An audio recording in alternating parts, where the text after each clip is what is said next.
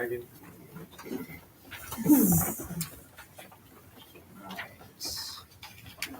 Mueller and White are absent, but Schrader, Hey, Here. Hinderman here, Paul, Here. and Andrews. Here. Odin is absent as well. All right, thank you. Proof of giving public meeting notice, Aaron. yep, notices were posted at both schools and to the village of Dickeyville, to City Hall, as well as members of the media on Tuesday, December 19th. All right, thank you. Item 3 is the consideration of the consent agenda. Are there any items A through C that the board would like to hold for further discussion? Hearing silence, would someone move, please? I'll move to approve the consent agenda as presented. I'll second. Schrader, Yes. Hinderman, yes, Paul, Yes. Andrews, Yes. motion carried. Then we'll go to the admin reports. And Troy is gone. So middle school and high school. Yes, go ahead. I'm sorry. Aaron asked to go first. Brad is going to be presenting during part of mine, and then we can let him go. But a brief update on the FEMA grant news.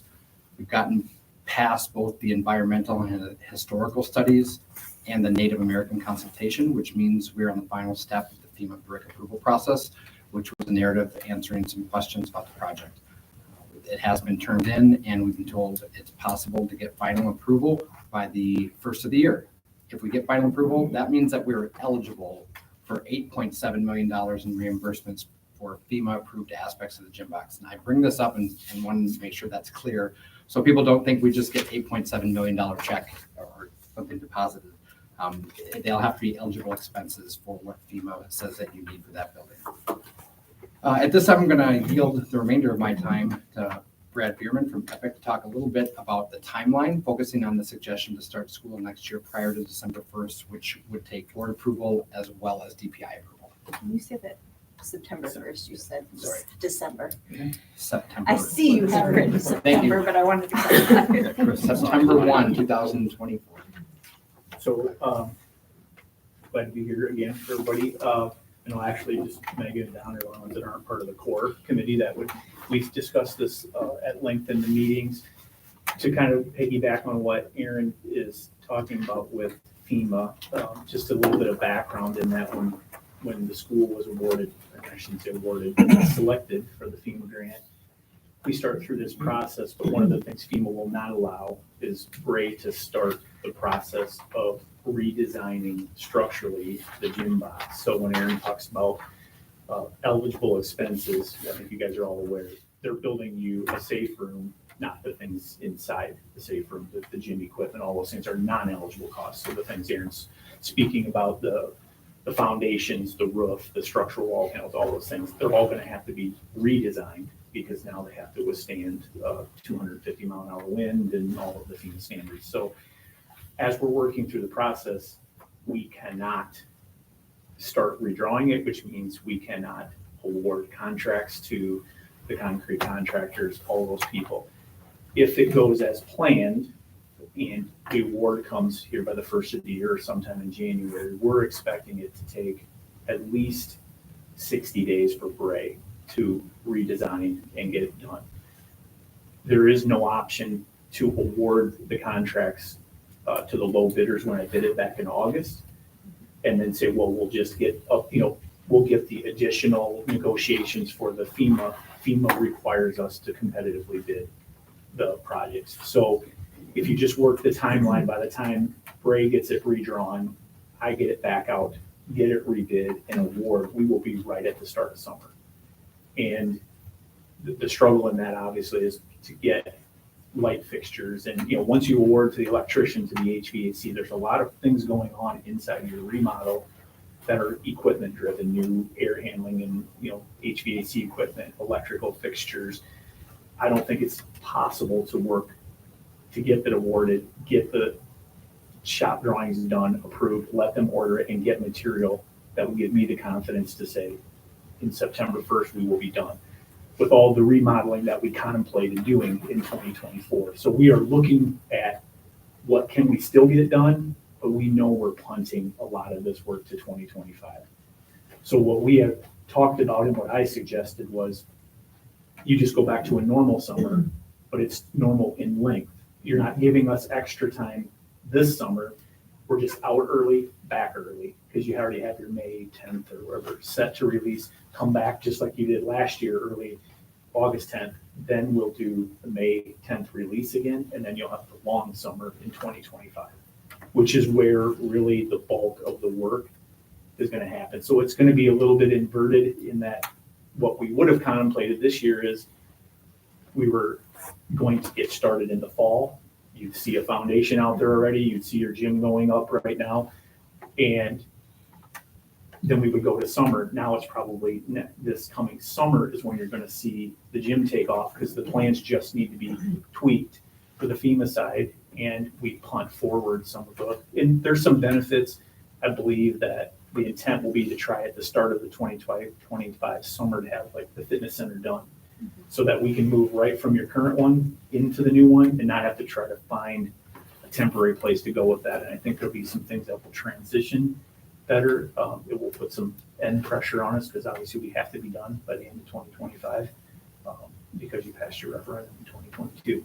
So, you know, we have to be done within 3 years of that. So, and we'll have some additional work now, obviously, with the additional funding that you guys will have. So I can field questions. I just wanted to explain the rationale behind why I don't believe we can get much of the remodel done this summer. And it's really a timing issue. We can't have two different electricians on. We can't award all, have them break out what's inside the building and what's over here. And then all of a sudden we have to bid to FEMA and we have two different electrical contractors. It's an impossible coordination. So obviously we want one electrician, one plumber, one HVAC contractor on the job. So the timing just doesn't give me a comfort level that we could get anything, the materials we need to get this work done in the summer of 2024. So I would take any questions that anybody has. And the reason I had asked for just hey, can we go over this again? Why is it necessary? Because I know it's a struggle for our staff, our families, childcare providers in the area to have that shift in schedule. We couldn't have known we were going to need it 2 years in a row because we didn't know about this. Well, this is a FEMA grant. gift. I mean, it Yeah. really is. And I think we talked about there's always some sacrifice to some of these things. It's going to be a mess around here for a while, and we all know that. But and now there's a delay, right? We're probably punting what would have been in the ground in October to not being in the ground until May or June now when we start. But for an additional 8.3, you can whatever it comes out to be in the reimbursement, it's worth the wait.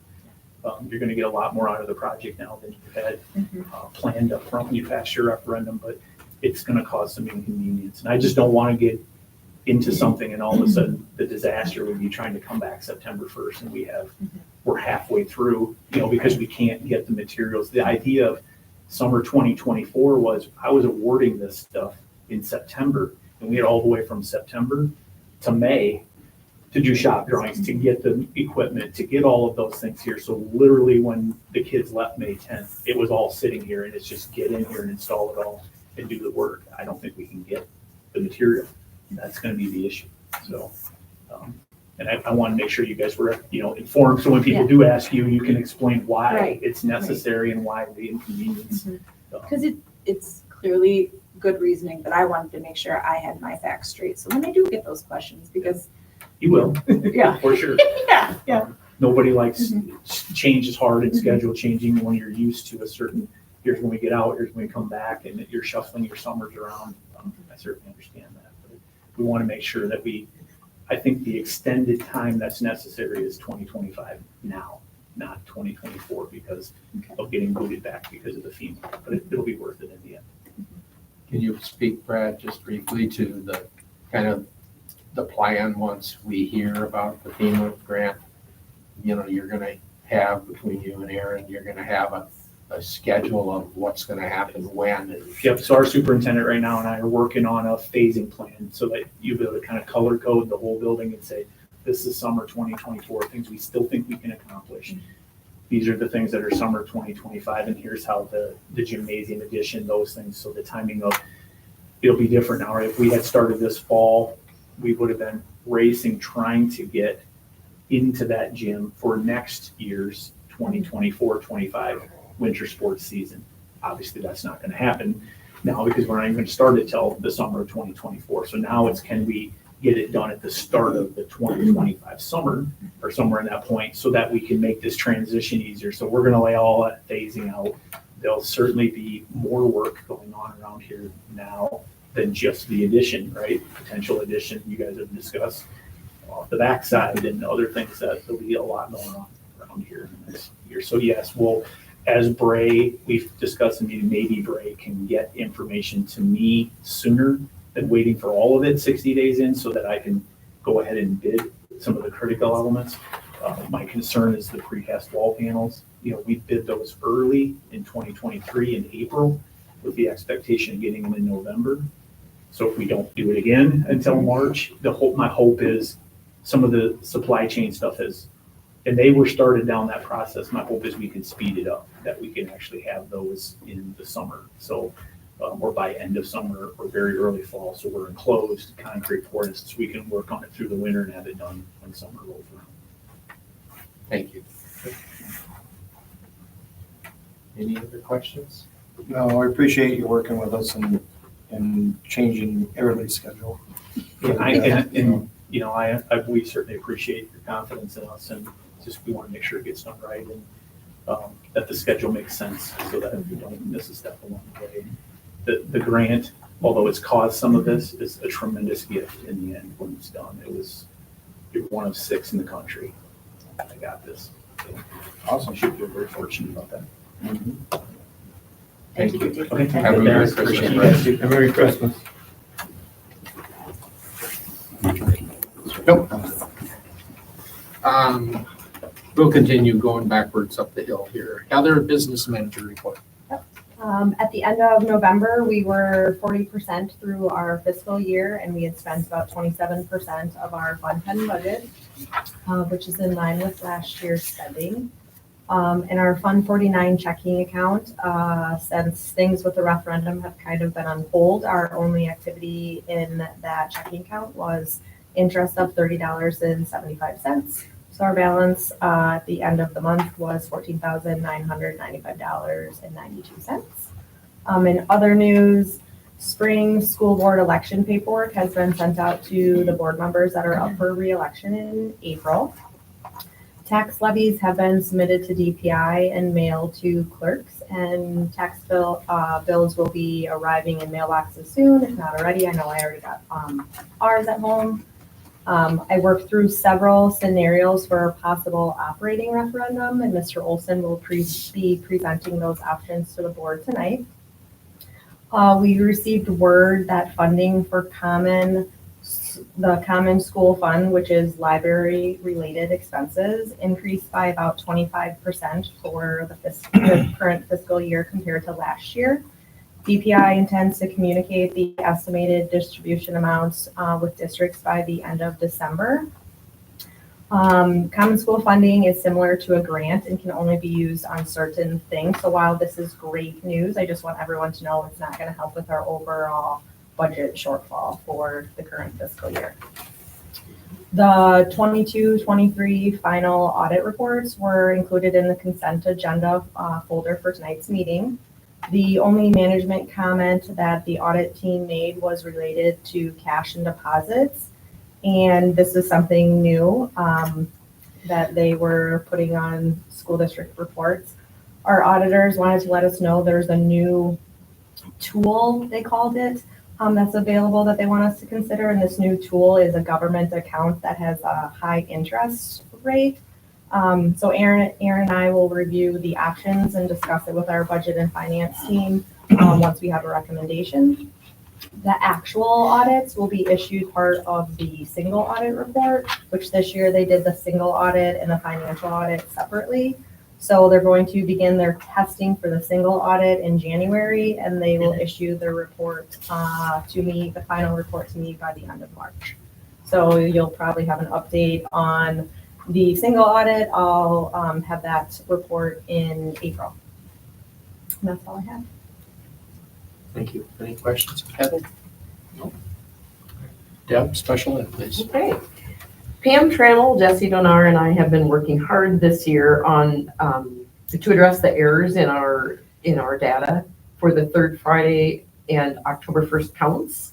It's a lot of work, and it's often hard to find those little errors, and sometimes it's just the way the systems talk to each other between like the special ed software and the what they call it, the SIS, which is our Power School. So we've really worked hard and long on this for the last few years, and we did get our errors down to 0 well before the count dates. So I just wanted to thank the two of them because they've worked really hard to make this better. We're correcting fewer errors every year, and that is what our reimbursement is based on, those counts. So they're super important numbers to be accurate with. So thank you to them. They always work very hard on that, and they make it much more pleasant to work on because they're easy to work with. I began to look at the special ed programs and caseloads that we have in the district, and we'll start preparing a recommendation for seat limits because in January, the board needs to make decisions regarding seat availability for the following school year. And the open enrollment application period for the 24-25 school year is February 5th through April 30th. And information regarding open enrollment and how to apply can be found on the DPI website. And that's all I have. Thank you. Any questions? All right. Chris, middle and high school, please. Okay, I'm gonna start by apologizing because with doing the report cards last month, I've got a lot, so I'll try to keep it quick. Winter sports are all knee deep in their seasons at this point. I want to say congratulations to Olivia Olson for reaching the 1,000 point milestone. Middle school boys basketball had a great season with lots of growth shown by all. Girls basketball and wrestling will begin practicing on January 3rd with competitions to quickly follow. Final exams wrapped up today with just a few makeups happening tomorrow. Teachers will be treating students to some movies tomorrow afternoon after reaching some lofty goals with our holiday food drives. Thank you to Ms. Mern and the Middle School Student Council for planning and hosting a dance last Friday night. First Lego League and high school robotics teams were both at recent competitions. Lego League had 2 teams that competed and finished in the top half of all the teams that were there. And Miss Nelson received the first Lego League Coaches Award. So congratulations to her. The high school robotics team finished 8th out of 18 teams and received second place in the Innovate Award category. Ms. Nelson also wanted to say thank you to Mr. Don Kruger for helping with the grant that helps to fund the first Lego League. Congratulations to Mr. Simons on his completion of the Biz Innovator Startup Teacher Certification. Mr. Simons completed a very rigorous test which will allow him to teach his entrepreneur class to students, and they will be able to gain college credit through the University of Iowa College of Business. So another dual credit option for us.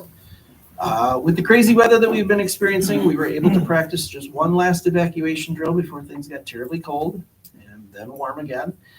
It happened that our phones happened to be down that particular morning, and we were successful in evacuating the building in a very short period of time without using our PA system. The pep band has been entertaining our basketball fans, and both the band and choir hosted their annual holiday concerts. High school night also included an art show, so thank you to Mr. Clayton, Miss Clayton, and Miss DeBush for organizing wonderful fine arts nights. FFA has been busy with their fruit sales, and we want to say congratulations to Morgan Van Scandal, who was selected to travel to Fort Worth, Texas, and work with the National FFA Organization and RFD TV. FCCLA members have been busy ringing the bell at Thompson's AGA for the Salvation Army. Thank you to Ms. Davis and the NHS students as they hosted a successful blood drive. Students both helped organize and run the drive as well as were donors. And then finally, I want to thank all of the teachers and all of the staff for making a successful first semester, and I look forward to finishing things strong in our new year. Thank you, Chris. Any questions? All righty.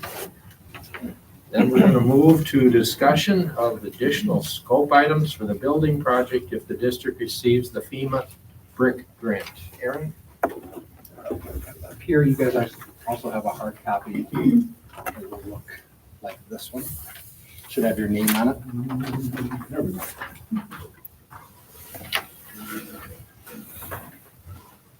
So last month, I believe it was in November, I had sent this to you and there were about 16 items on there. We just wanted to gauge like which direction should we keep going. So everybody kind of scored at their top 1 through 12 items. Now we've got it down to 10 right now. You'll see the estimated cost is blank. We had a generic cost in there and our architect, our core planning team just said, we want to know what their priorities are. Just take out the money thing because we don't really know until we get bids out there and come back. So this would be,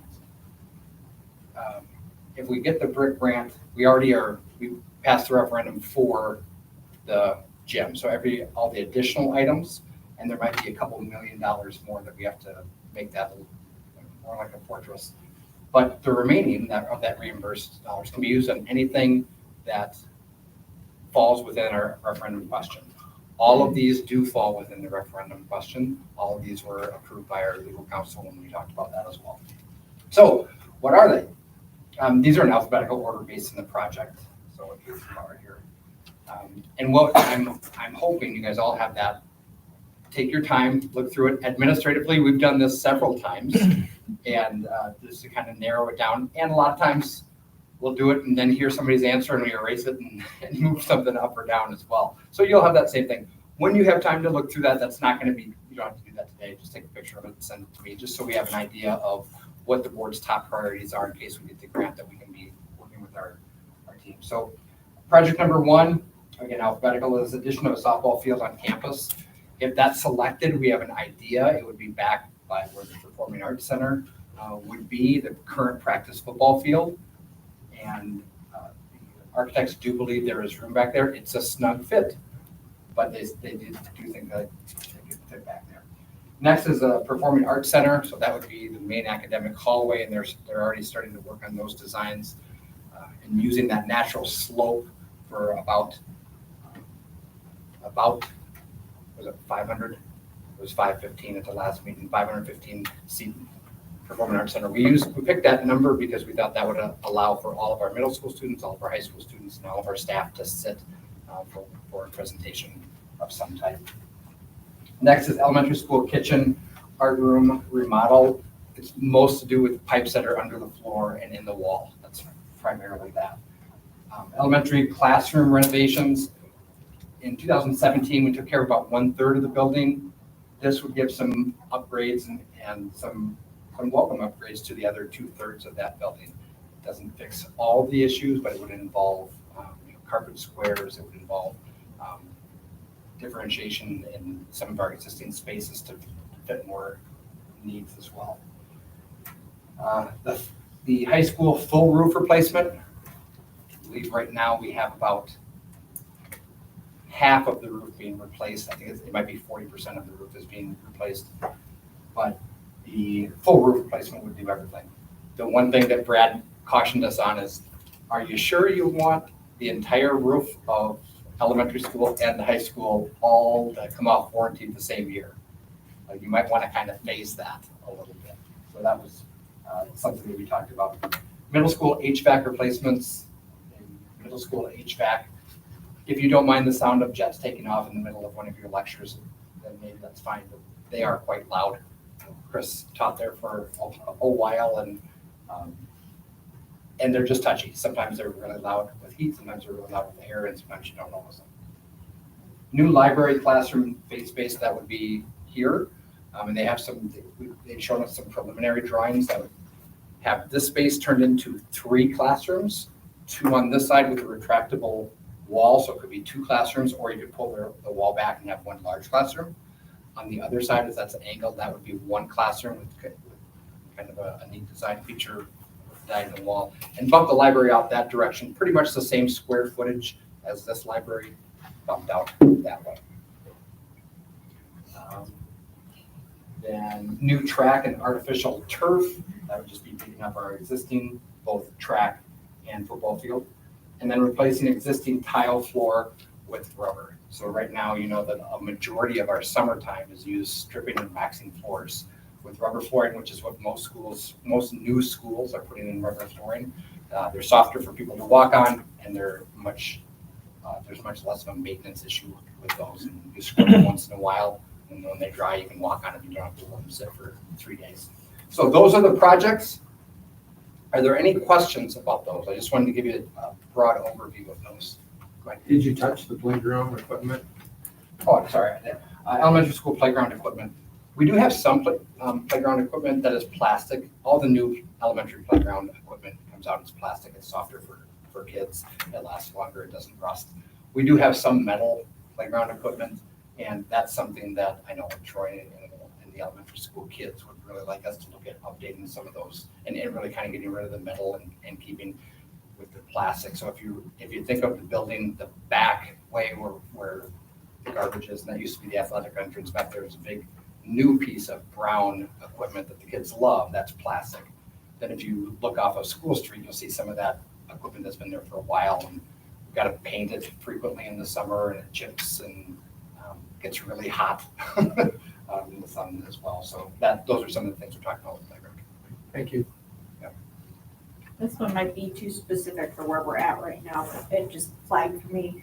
When you were talking about that library, classroom face space, about there being a retractable wall, like we've moved away from that in the elementary school.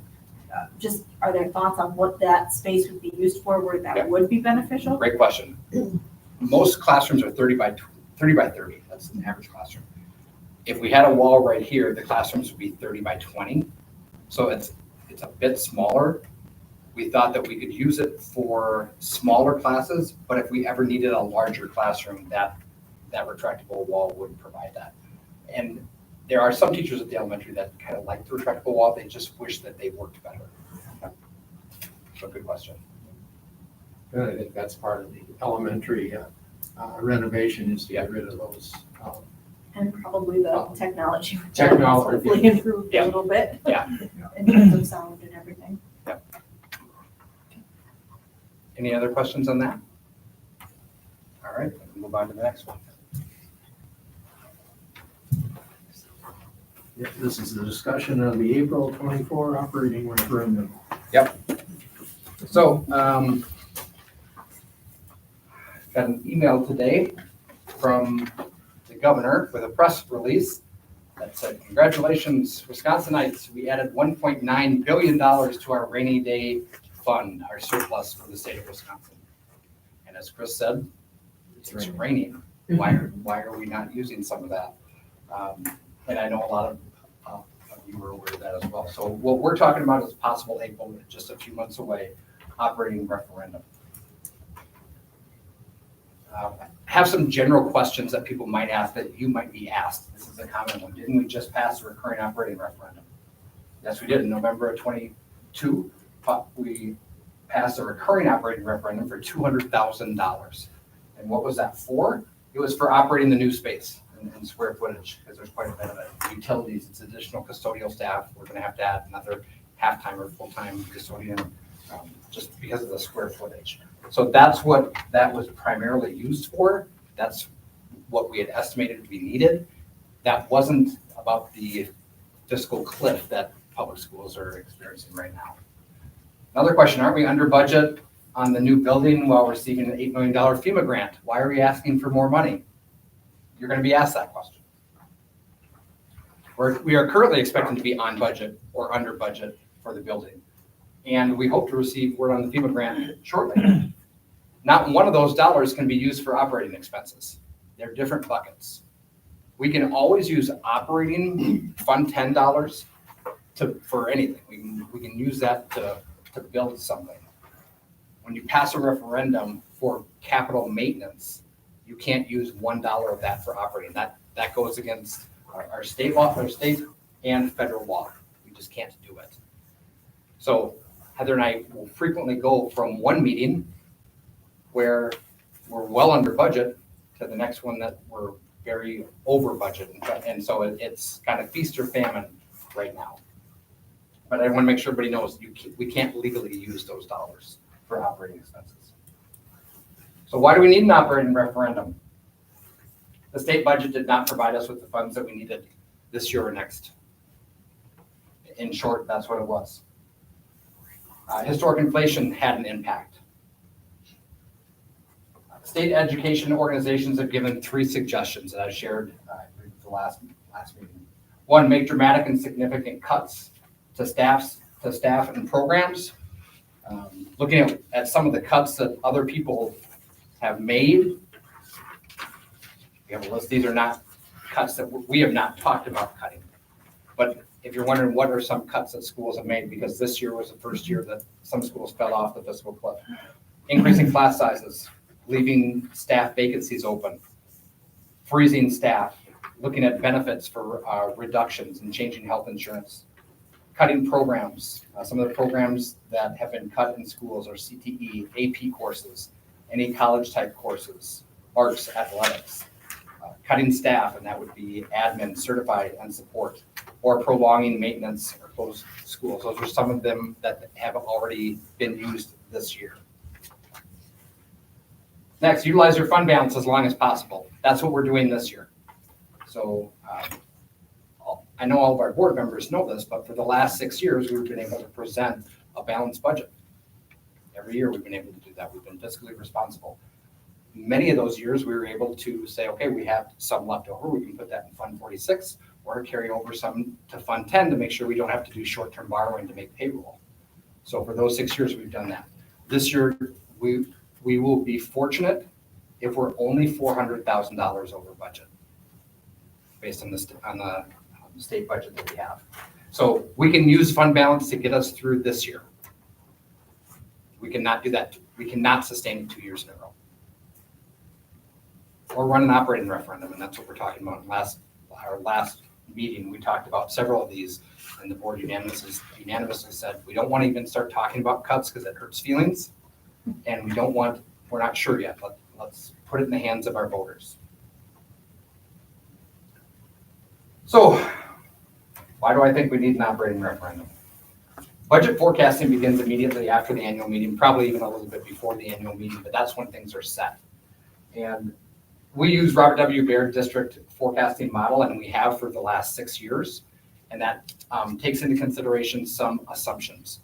They ask us, what do you assume is going to happen to enrollment? We don't know. We have to put a number in there. What is going to happen with teacher salaries? What's going to happen with benefits? So we have to make some assumptions.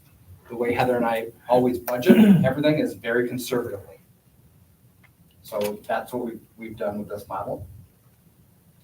We have to make some of those assumptions. We've done that.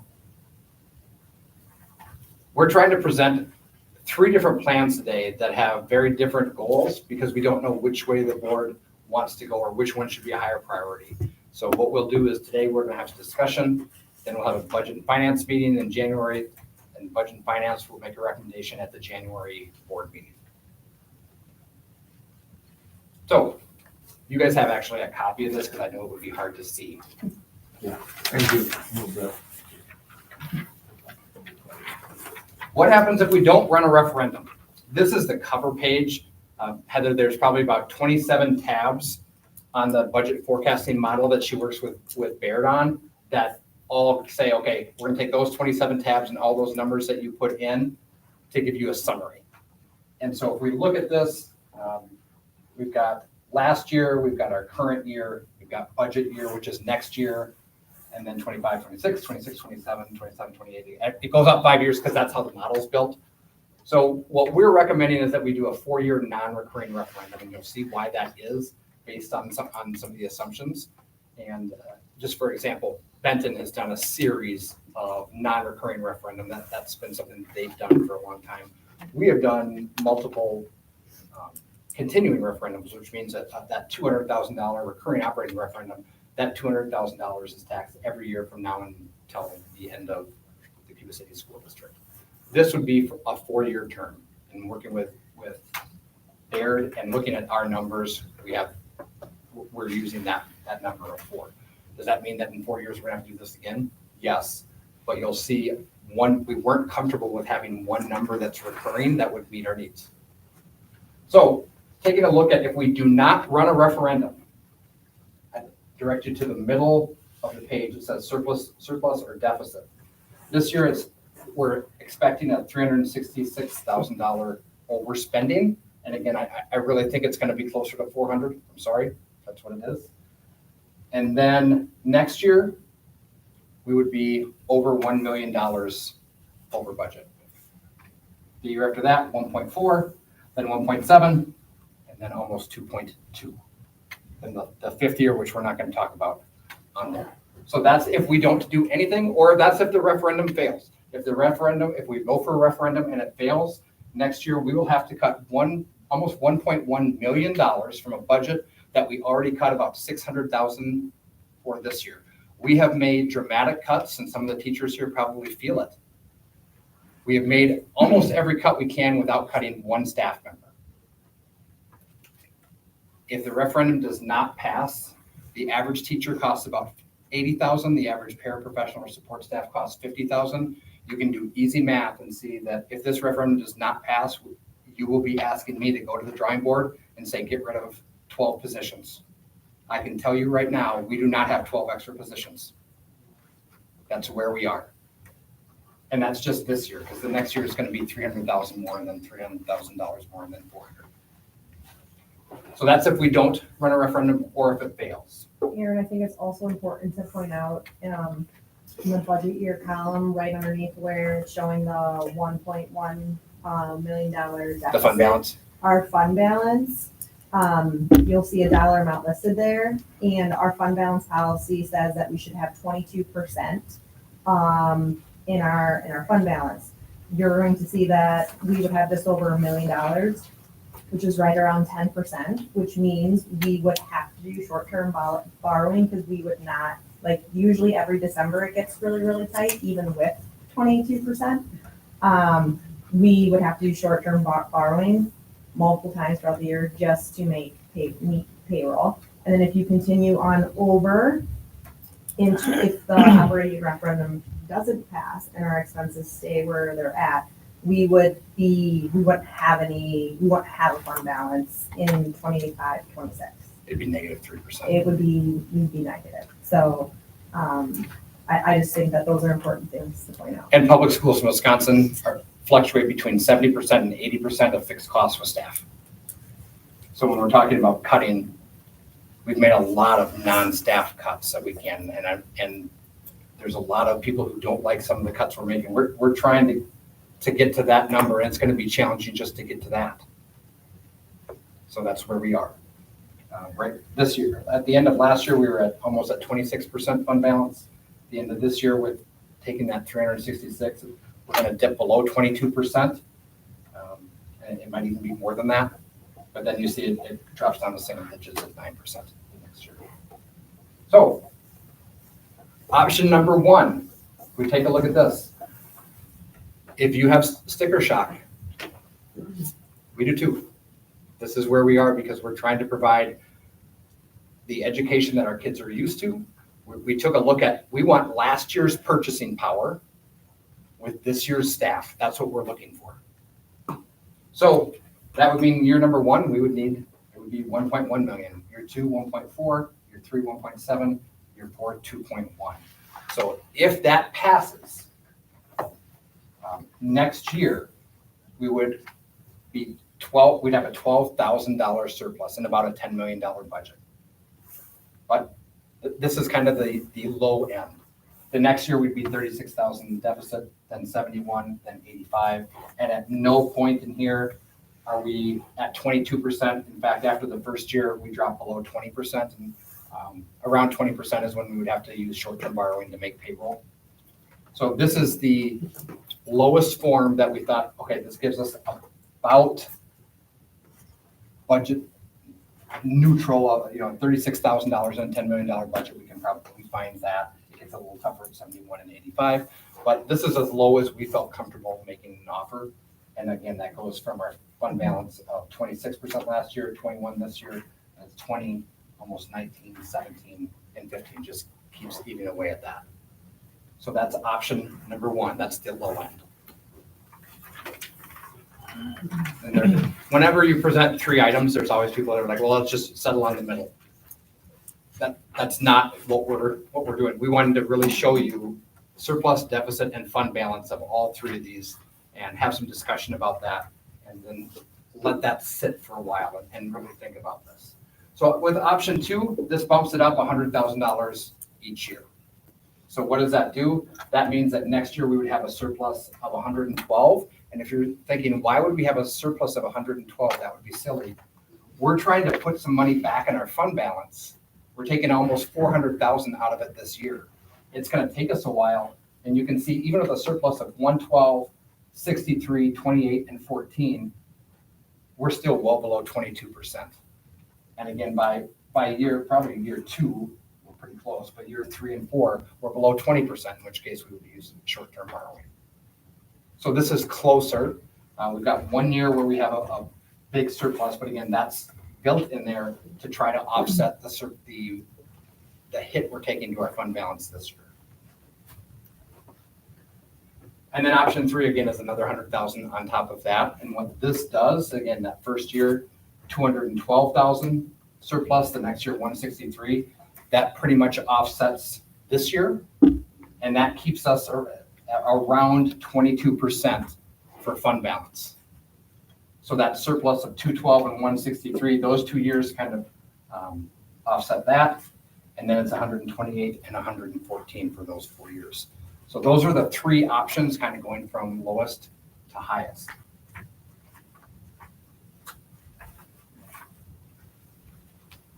Didn't the state make historic investments in education? That's going to be a question that you get. We did receive $325 per pupil from the state. We were hearing all summer this was going to be closer to $700. And it came in at $325.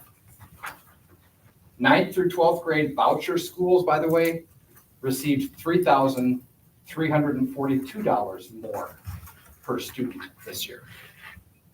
Technically, is that an investment in education? Yes. It's a very disparaging investment with public and private schools. We did receive an increase in special education reimbursement. We were hearing all summer it was going to be close to 60%. They went from 30% to 31.5%.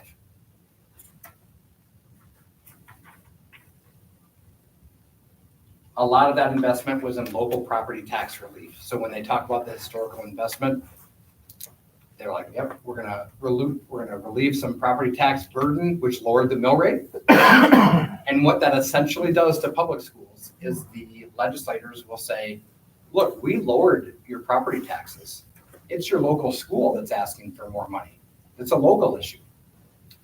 Robert W. Baird works with over 200 schools, about 50% of the schools work with them. 95% of the schools right now that they work with are considering an operating referendum because the legislative budget did not meet their needs. Now, another question. Doesn't the state keep up with inflation? Wouldn't that make sense if the state budget kept up with inflation? So this was a slide presented to us by the Wisconsin Association of School Business Officers that Heather's a member of. And they said, let's just take a look at the class of 2023. They just graduated. How far behind is that class versus inflation? So we take a look at the school year, what grade they were in at that time, how much money more we made for a student and per pupil expenditures, and then how far behind that was in inflation. So you see when they were in 4K, they were $75 behind. Then when they were in 5K, they were $156. Goes all the way to their graduation date. That class that just graduated, they are $3,235 behind inflation. Per pupil. Per pupil. Per pupil. So we had 70 kids graduate last year. Imagine what 70 times 3,235 would do. So that's how far behind we are with inflation. But that's going to be a question that people ask. That makes sense. Like, shouldn't the state budget take into consideration CPI? They don't. So what are our next steps? Today we're discussing, and have some time here for you guys to ask questions and just talk about what you're thinking. January 10th, we're going to have a budget and finance committee. We'll go through these 3 options. That committee will make a recommendation. On January 17th is our regular Board of Education meeting. They'll act on that selected option. If an option is approved at the January 17th meeting, we should submit proper paperwork to the state to appear on the April 24 election. If it passes on April 2nd, we would begin working on the 24-25 budget to make up for the dramatic cuts that we may have to make this year. We made a lot of cuts to everybody, every program. We didn't touch staff. And that was a concerted effort. And I know some people are like, well, why are you making cuts here or there? Because we didn't want to touch staff. If it fails on April 2nd, programs and positions will have to be cut by May 13th. Because by state statute, we have to let certified staff members know if they're not coming back on May 15th. I know this was gloom and doom, but this is where we are. This is based on the most up-to-date budget model. And any of these cuts that we have to make, not one of them will any of us feel good about. And there's not another option. So our option is to go out and tell the story to our community members, let them know that we want to keep or continue to provide the type of education that we always have in Cuba City, and we need their support. Because I don't think anybody in this room can think of 10 positions that we could go without anywhere. They don't exist. That is the end of my presentation. So I'm going to hand it over to you. You guys can ask questions or just share your thoughts or ask questions amongst yourself. Okay, Aaron, one question I have, what would that do to the mill rate? That is on the, Is it Yeah. It's on the I very. can show you it all. Each scenario. So that basically, The mill rate is the bottom number, Chuck. Yeah, all right. so that if under option 3, for instance, the mill rate currently is 977, it would go to 1241. Yep. So it's roughly a 270 increase. So it's Consider. considerable. That's from next year's taxes, or this current year's, Yep. 2023, it's going up $1.39. So what you're paying tomorrow or before January 15th, it'll be $1.39 per thousand difference. Right, because it dropped quite a bit this year. So he's Right. comparing it to last year's. Okay. To what you're paying, what I gotta pay before January 15th is what I'm looking at. Correct. So, So basically $1.80 more than if I use 1241 minus the 1061. oh, yeah, I was On looking at option 3. on option 3, right? Yeah. So it'd be $180 on 100,000, so it'd be $540 on a 300,000. Average cost of home, I believe now in Cuba City, based on Zillow, is about $225. And if you get asked why we use $100,000 home, it's because of easy math. It's not because that's the value of homes in Cuba City. It's for the easy math so that you can do okay, my house is 300,000 or 400,000. That's why we use $100,000 home, in case you get asked that. Mine's at 8.6 in school. And every taxing municipality is different. Yeah. Slightly anyway. We can't, it's not, it's We, Billy, what's yes, it we supposed to have the function mill about? rate and 60%? we distribute it to the municipalities. And depending on the growth within the municipalities, that's going to go up or down. It depends on the growth within where you live. Depends on the value of the The township. equalized value of the township, correct? Right. The one thing I did notice is that between scenario 2 and 3, it's only 20 cents per thousand difference. So that's something that stood out to me.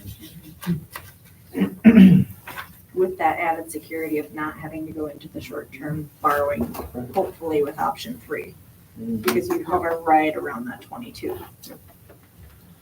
How do we want to try to address this to get it out to the public? I think the first step is you guys make a decision on which option we want to go. But then very much like we did with our last referendum, we've got to plan different times to go out. We've got to work on, we're going to get to work on telling our story and we'll need everybody's help. well, I, for one, I guess would go for option 3 because, at this point, Bigger Band-Aid.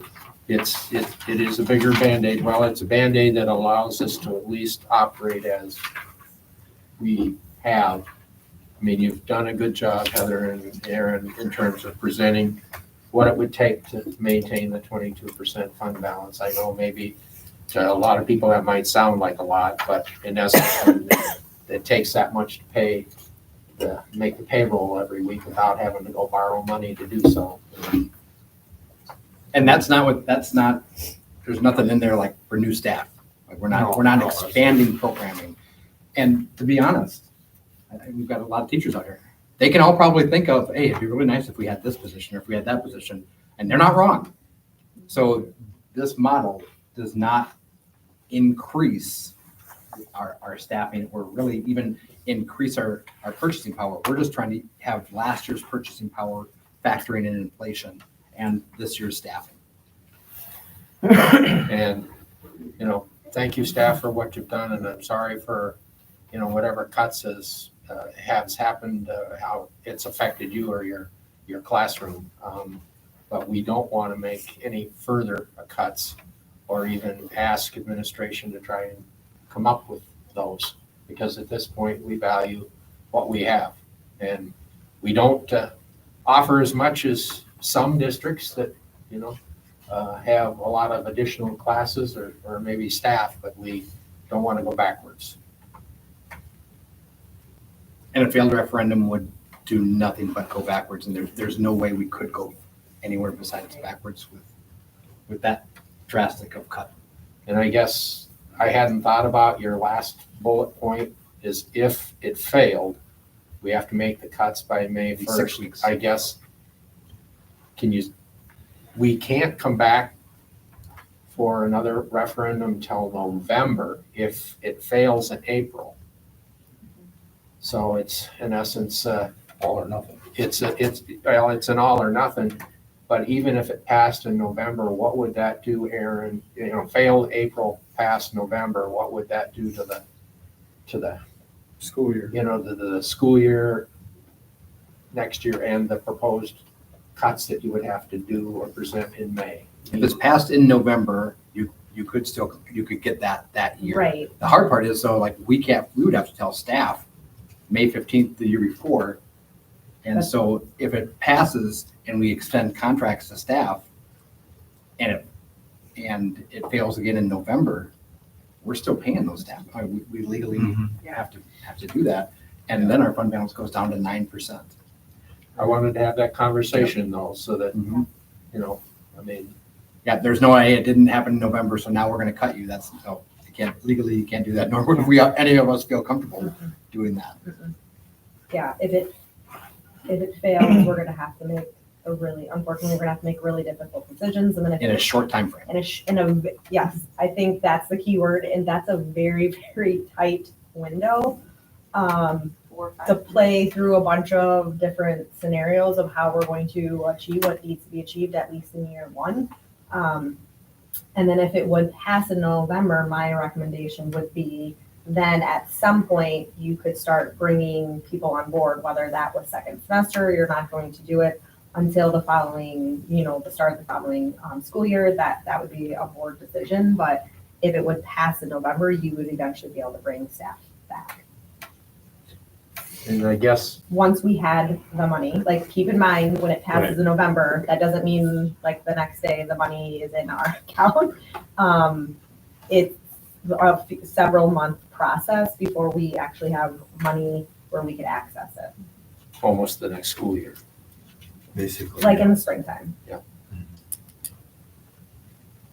I guess only from perspective and just for, I guess, food for thought is many years ago, we were at this bridge and we actually asked the gentleman sitting here, and it wasn't Aaron, come up with this list of cuts. We want to see them before there was ever a discussion to go to referendum. We saw the list, we didn't like it. It actually became public knowledge that we were going to cut A, B, and C. If you don't pass the referendum, I have no way of ascertaining whether or not that helped to pass it. But in one hand, that's an ugly thing, because I can say for every person maybe that passed, voted for it and maybe wasn't going to because they didn't want this cut, maybe there's somebody else who said, I'm not going to vote for it. And we'll see if they cut. Yeah, that did happen. It's a sad thing, to bring the education of the student down. Yep. 2 or 3 notches. We don't want that. We're not trying to educate them as best as possible, but I don't know how you relay this to the public, because they're gonna say, why are you building all this building after you need all this money? Because it's two separate buckets. I know it. We don't know. Yeah. I know that, I know that. That's, I mean, that's Yeah. the biggest That thing. conversation. Well, and It's two separate buckets. And that's the message that we have to have, that basically state funding did not allow us to continue operating without your additional support. Yeah, well, you're trying to pick up what they did and bring back here, Correct. which is a lot worse. Yep. This year. And the reason why, like, we looked at reoccurring versus non-reoccurring, reoccurring is what we did last time. Well, if you look at the base, the reason why reoccurring wouldn't work is because there was, if you do $100,000 or $1 million, that's not enough that's not gonna take care of it. We also looked at how long do we go for? Well, you'll see in year 5, between years 4 and 5, it really jumps up quite a bit from 2.1 to 3.4. So we didn't want to project out any farther than 4 years. The other thing we talked about in year 4 and 5, since there was a big jump, and this was something that Baird brought up, if 95% of their clients are considering a referendum either in April or November, might that put pressure on our legislators to come up with a new formula for state funding that's more equitable? And if they do, they're not getting it done before 4 years, because it's a long and detailed process. So that's one of the reasons we're like, okay, let's see if this works in 4 years. But the other side of that coin is, it does mean that we would have to go back for another operating referendum again in 4 years, if they don't address the school finance. And at that time, we would have more accurate numbers for the 28-29 school year versus forecasting 5 years out what we think increases are going to be on benefits and salary and consumable supplies. What did you learn, if anything, from the PAC meeting at CESA 3? There were about 2/3 of the school, so there's 31 schools in CESA 3. I bet there were 20 people there. All but 2 schools were currently considering a referendum. One of the schools that was not considering one is like, well, we've got 2 more years left on our non-recurring, then we're going to go. So they're already kind of in the middle of one of those. So the vast majority of CESA 3 schools, I believe Lancaster was the only one who's like, we're having growing enrollment right now, so we're not having some of these issues. But they were the only ones that weren't looking at, okay, what's the best time to do this? Other questions, comments? I like scenario 3 just because scenario 1, it goes up 20 cents for scenario 2 and then another 20 cents for, so on a $250,000 house, it's about $100 difference. Is what it would be. And hate to say it, but that would be my choice. I don't want to see us move backwards. It's option 3 is the investment in our school, especially if we are adding these beautiful new buildings. I don't want to then be in a position to not be able to staff them and use them and make them work for our community It's a good point. because the legislature can But they do do have, certain things. they do have $6.9 million in their rainy day fund now. Well, it's pouring. It's pouring. See where it ends up. Alrighty, end of discussion for this. Thank you. I think so. We're gonna move to We've got public recognition. Katie. Hello, everybody. I'm Katie Audetta. I'm the music teacher at the elementary school. I'm just speaking on behalf of the CCEA. So as the president of CCEA, I would like to clarify some things that were stated at the last board meeting and in the newspaper regarding negotiations. The first thing is we didn't accept the salary schedule as presented because we were told by the personnel committee that the schedule is not guaranteed to be sustainable. We did not want to accept something that was not in the best interest of our members. The second thing was we were given a dollar amount by the district that they said they could afford. This was not a dollar amount we asked for. The district gave us a number and said we could distribute the money as we wished. We were never told the district could not afford this dollar amount, and we were actually unsure of where the number came from. We distributed in the way we felt was best for our members. We feel that CCEA was presented in a bad light in the article and the meeting, and we just wanted to clarify these items. Thank you. Thanks, Katie. Austin. Austin? I don't have anything to Okay. say. Thank you. All right, public hearing.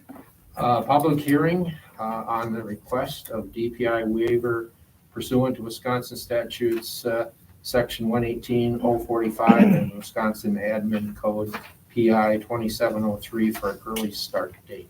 Yep, so this is the state by state statute. This is what we have to have before we can take action on it. So what the DPI will ask is, did you have a public hearing and did you allow for public comment? So we'll do that here in a second. And then the board can take action on that starting before September 1. And if they approve that, then I send it off to DPI. And then DPI, I'm talking with several members of DPI, having the FEMA grant unexpectedly seems like a very valid reason. So I don't have any reason why they wouldn't approve that because we didn't know that ahead of time. And that certainly is going to help with construction. So that's just kind of the process that we lay out. So if there's anybody here that wants to speak on behalf of the early start date, now is the time that you're able to do that. You six represent the public. I mean, how early are you guys proposing it? The calendar, August 12th.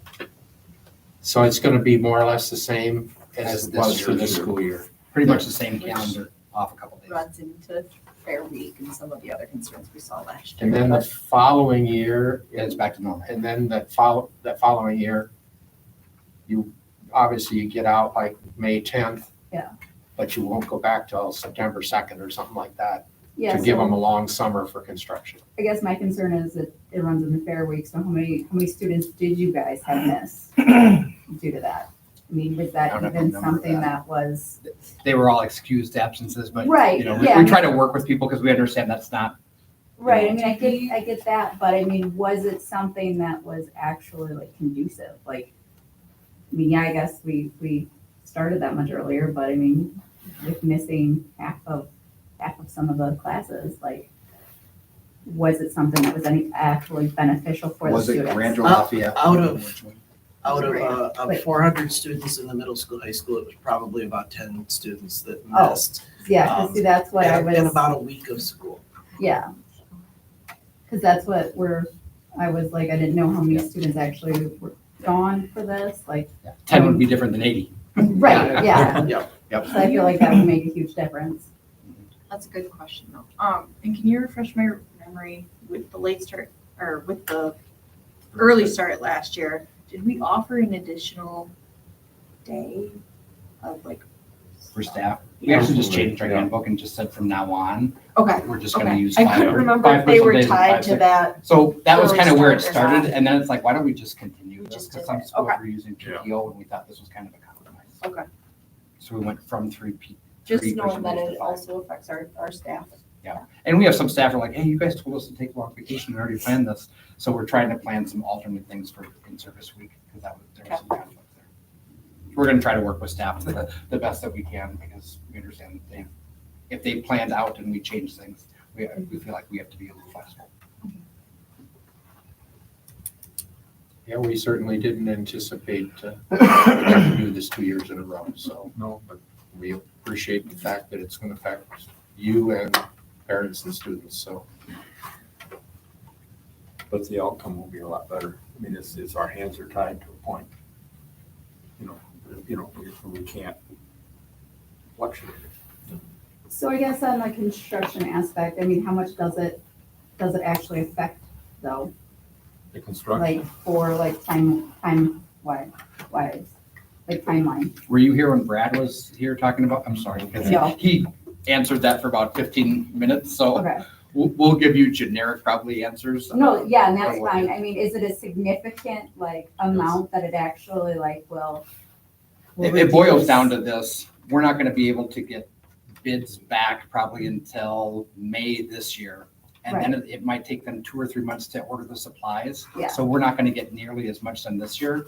So next summer, we have to get all of it done by Yeah, November. within Yeah, yeah. because it's gotta so be yeah, I done. mean, that makes sense then. Yeah. I I think just it'll didn't give us know, like- about 6 more weeks of construction time on the Right. streets here. Which is gonna be needed. Yeah, 'Cause they'll- absolutely. Everything runs behind, so. At some point, there'll be a list that'll be shared with everybody, color coded, I think, with Timeline. timelines of what they're gonna do as far as the entire remodel and build project, so everybody will see.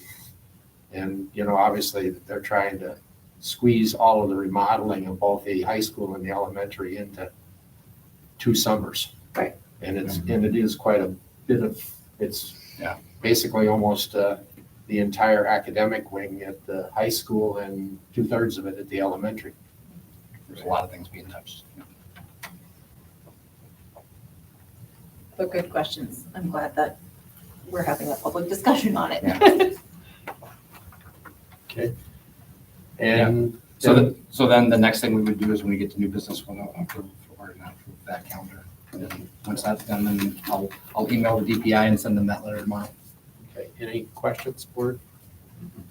Okay. Thank you. Moving to new business, approve the date and time for the January board meeting. Is the 17th okay? Yeah, I am asking if we can move it from 6:30 to 5:30, that would be appreciative. Do you want a different commitment that night as well? I know you asked that in advance. Did you hear back from anybody that wouldn't work for them? Nobody got, Just knowing that there's something not here tonight. nobody said that would be a problem. Okay, do we need a motion because it's changing? Yeah. We probably should have. Yeah. Would somebody move? Go ahead. I'll move to approve the January regular board meeting for Wednesday, January 17th at 5:30 PM.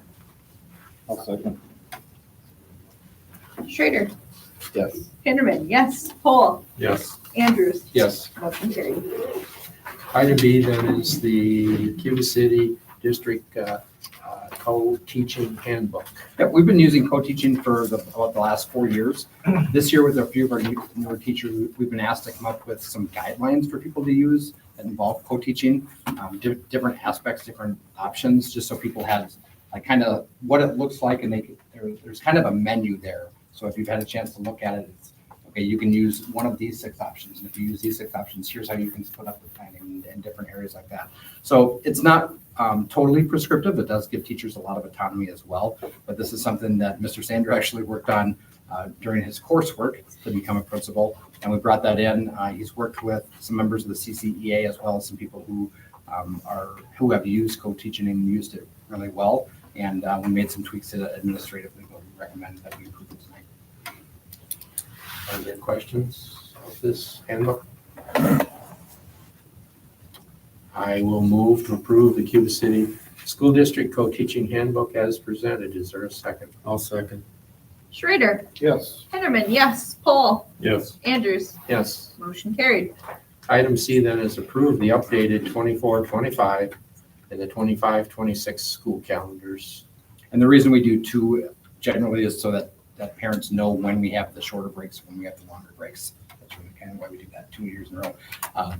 I would love to be able to say we're going to get on the calendar soon where it's just set and we don't make tweaks to it, but that's why we do that 2 years in a row to help families plan for bigger vacations that they want to take. Is there any questions regarding the calendars?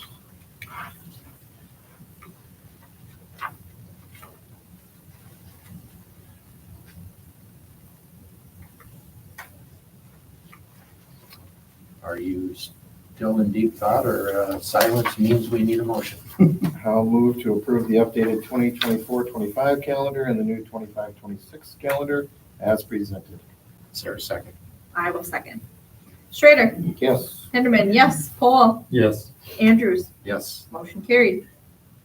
Item D is approve the high school class proposals for the 24-25 school year. Yeah, we do that every year in December. We usually have a list here. So we've got human geography, introduction to sociology, exploring education, and broadcast media. Those classes are being proposed. Again, they may not make it to actual fruition, kids have to sign up for those classes in order to run those sections. So those are the 4 new classes that are being proposed. Any questions? I will move to approve the high school class proposals for 24-25 as presented. Is there a second? I will second. Schrader, Yes. Hinderman, yes. Poole, Yes. Andrews, Yes. motion carried. Item E is approved the 24-25 WIA Wrestling Co-op. This just continues the current arrangement we have with WIA Wrestling Program. Both Ms. Lawson, myself, and Mr. Sander I'll recommend that we approve this tonight. This is with Benton and That's Southwestern. Southwestern. Yep. Okay. Is there a motion? I'll move to approve the 2024-25 WIAA Wrestling Co-op as presented. I'll second. Schrader, Yes. Hinderman, yes. Poole, Yes. Andrews, Yes. motion carried. And then under item 9, personnel, I'll sign that one. approve the hiring of Kylie Greenfield as a fitness center supervisor. Yep, this is a replacement position, and Ms. Wooden recommends that we approve this hire, and we all agree, and think, and hope Kylie does a wonderful job for us. Would somebody move? I'll move to approve the hiring of Kylie Greenfield as fitness center supervisor as presented. Is there a second? Did you second, Chuck? I didn't hear you. Nope, you didn't. Nope. I don't- I I'll dropped second. You're Thanks. talking. That's All right, Schrader, Yes.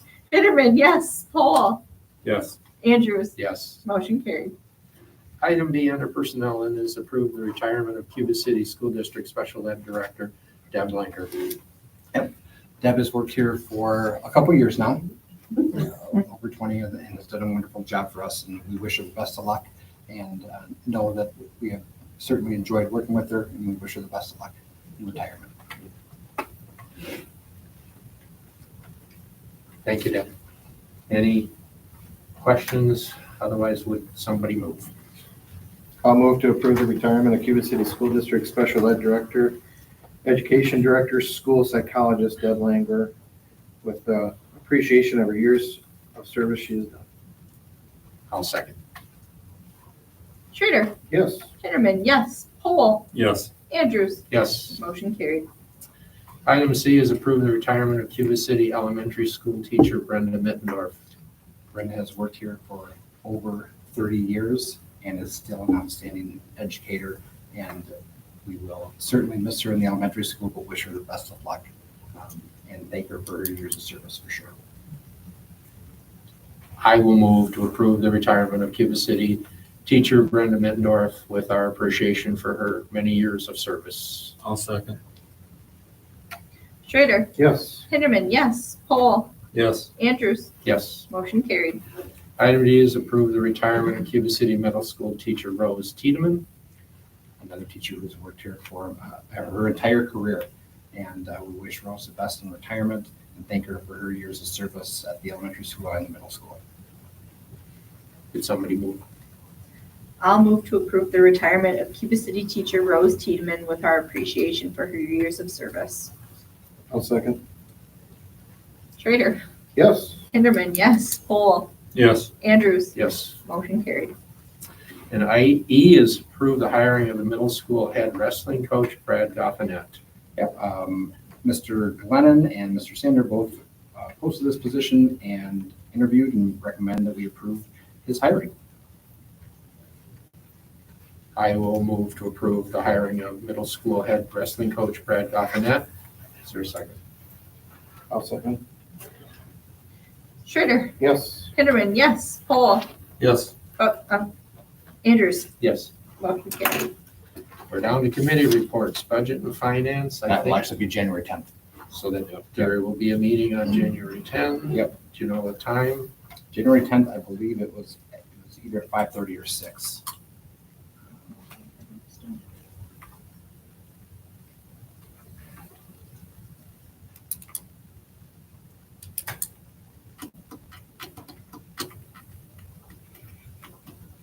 That's going to be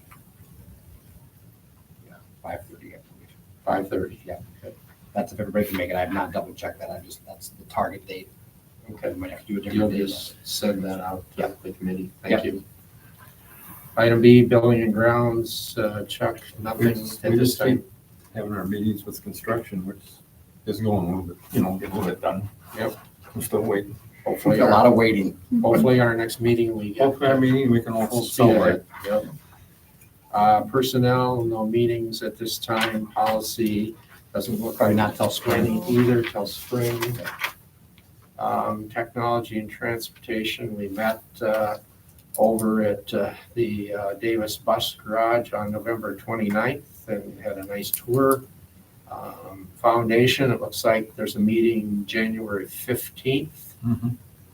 And That's just our biannual meeting. Yep, you know what time that is then, Jeff? What kind of, it's fairly early, isn't it? That's a 5:30. 5:30 in your office. Damn. Right, and I don't have anything in CISA 3 rep, so I would ask for a motion to adjourn. I'll make the motion. I'll second. All in favor? Aye. Merry Christmas, everybody. Thank you. Merry Christmas.